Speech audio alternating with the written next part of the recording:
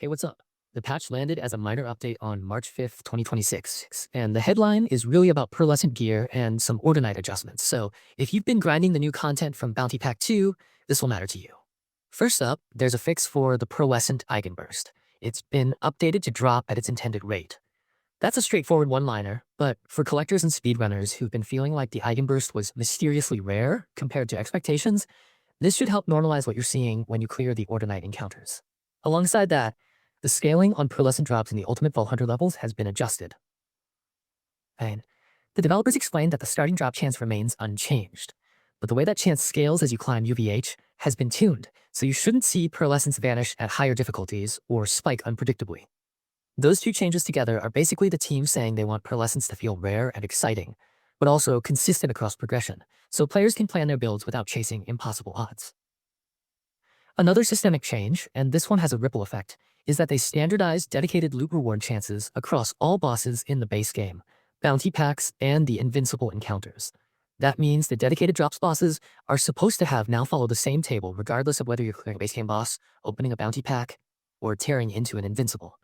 Importantly, the devs noted this doesn't change phosphine drop rates, so any progress tied to phosphine collectibles remains intact. The idea here is simplification. One unified set of expectations for dedicated drops makes it easier to understand where the loot comes from, and it pairs with the pearlescent scaling changes so the rarity tiers play nicer together.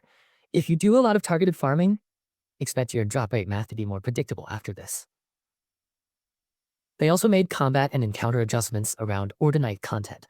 All Ordonite enemies spawn clones had their health reduced by 25%, though the final boss in those encounters remains unchanged. That's a pretty meaningful nerf to the sustain of those fights. The clones were adding a ton of artificial health soak in longer battles, so trimming them down should speed up clears and reduce those frustrating multi-minute slugfests, where the ad waves keep dragging things out.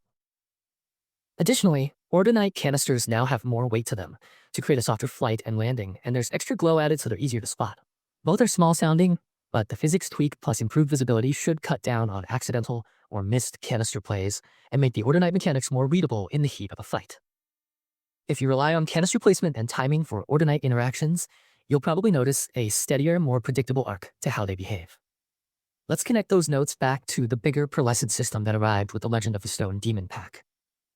Pearlescent gear introduced Ordonite Infusion, a mechanic that overrides elements when it's optimal against an enemy's vulnerability, and pearlescents were always intended to be a top-tier rarity with unusual behavior.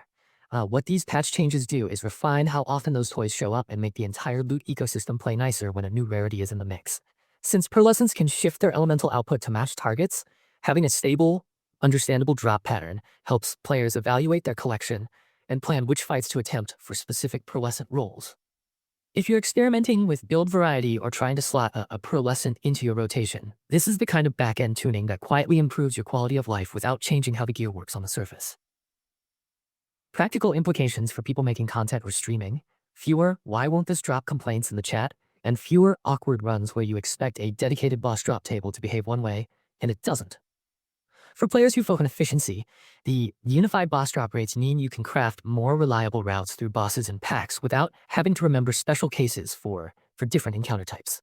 For the solo grinder who's been avoiding UVH because it felt like the rarities were mismatched with reward expectations, the pearlescent scaling adjustment should make a UVH run feel less like a slot machine you can't tune.